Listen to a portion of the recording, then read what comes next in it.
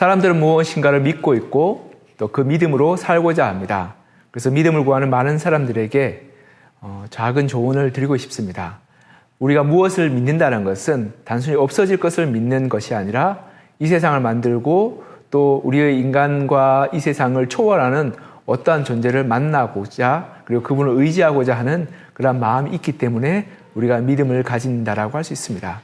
그래서 그 믿음은 자기 개발이나 자아 성찰이 아니라 우리를 넘어서는 어떠한 위대한 존재, 초월적인 존재를 만나는 것을 믿음이라고 말합니다. 우리가 믿음을 가지기 위해서는 이 지구상에 있는 많은 사람들이 알아야 한다는 것입니다. 이것이 무슨 말이냐면 이 세상을, 이 지구와 이 우주를 만드신 신이 있다면 그 신은 자기 자신을 누구인지 그리고 자기 자신이 어떤 존재인지를 우리 이 지구에 있는 인간들에게 설명해야 합니다. 만약 아프리카의 한 부족이 믿는 와탕카라는 신이 참 신이라면 우리는 그 존재를 믿을 필요도 의무도 없습니다. 왜냐하면 그 신은 우리 인류에게 자기 자신을 나타내어 준 그리고 자기 자신의 어떤 존재인지를 알려준 그런 일이 없기 때문에 그렇습니다. 그렇기 때문에 그 신은 무책임하고 또 불성실한 존재입니다.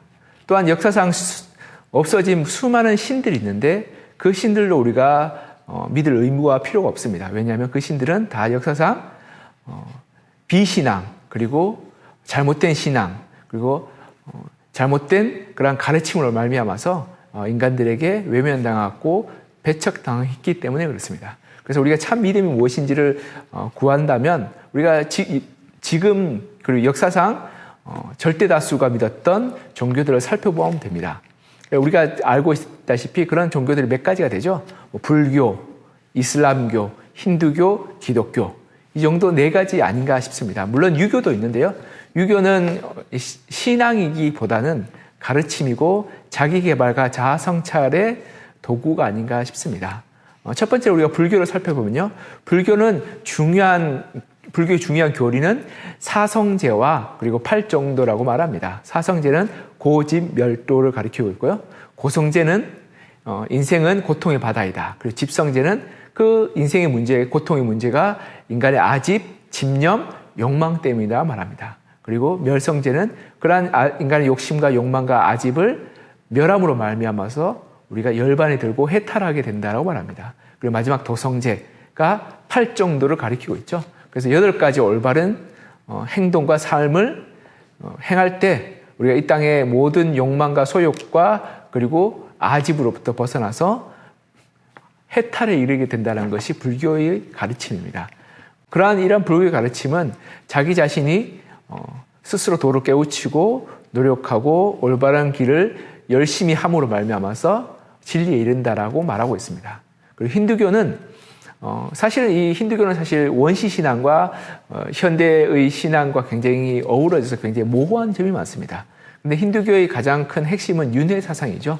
인간이 계속 돌고 돌아서 결국 반복된다는 것이고요. 그리고 그 윤회의 사슬로부터 벗어나기 위해서 힌두교는 온갖 고행과 수도를 합니다. 그래서 그 고행과 수도 가운데서 인간에게 많이 알려지고 보편화된 것이 중에 한 개가 바로 요가죠. 요가는 인간의 고난과 고통과 그리고 인간의 이러한 몸을 움직임으로 말미암아서 진리에 이르게 되는 힌두교의 한 가지 방편이기도 하였습니다. 불교와 힌두교가 사실은 사상적 뿌리가 비슷한데요. 근데 둘 다 어떻게 보면 나의 힘과 나의 노력과 나의 수도로 도를 닦음을 말미암아서 진리에 이르고 도를 깨우친다는 거죠. 그래서 사실 불교와 힌두교는 신에 대한 믿음이기보다는 자기 개발에 가깝습니다. 그리고 세 번째로는 이슬람교가 있죠. 이슬람교는 마호멧이 이렇게 만든 종교인데요. 이슬람은 5가지가 주요 교리입니다. 첫 번째는 신앙 고백. 알라는 유일한 신이다. 그리고 두 번째로는 금식, 세 번째로는 구제, 그리고 네 번째로는 매일 5번 기도, 그리고 5번째 마지막으로는 순례, 메카로의 순례.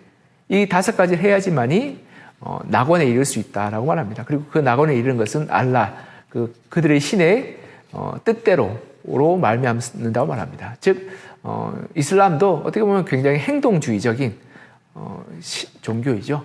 마지막으로 네 번째 기독교는요, 인간을 이렇게 이해합니다. 인간은 연약하고 부족해서 스스로 힘과 노력으로 선한 존재가 될 수 없다라고.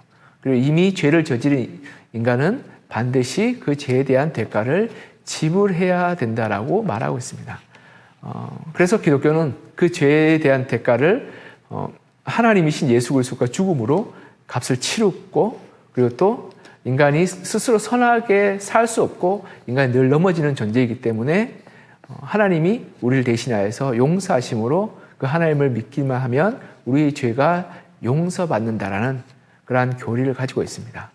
저는 이러한 교리 중에서 불교와 힌두교와 이슬람은 나의 노력과 나의 행위가 초점 맞춰져 있는 반면에 기독교는 하나님의 도움과 그리고 절대자인 하나님에 향한 믿음을 말미암아서 우리가 죄로부터 자유롭게 된다라는 그러한 가르침의 차이가 있습니다.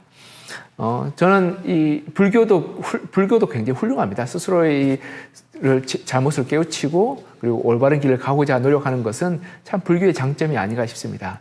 그러나 우리가 기억해야 될 것은 인간 참 연약하고 그리고 또 자주 넘어지고 또 부족하기 때문에, 그렇기 때문에 우리가 누군가의 도움이 필요하다는 사실이고 그 도움이 하나님으로부터 온다라고 말합니다.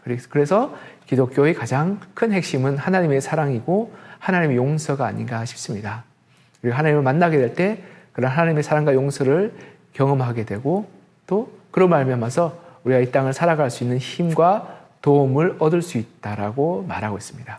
우리가 믿음을 찾고 있고 믿음을 구하고 있는 상황 가운데서 우리가 이 중요한 사실들 그리고 교리적 차이들을 한번 고민해보고 또 무엇이 올바른 길이고 무엇이 참 인간이 어디로 나가야 될지를 가르쳐 주는 것을 살펴보아서 그것으로 우리가 한번 나아갔으면 좋겠습니다. 우리가 부족하고 우리가 연약함을 안타깝게 여기시고 우리를 사랑하시는 그 기독교의 하나님을 여러분들이 한번 만났으면 좋겠습니다. 네, 감사합니다.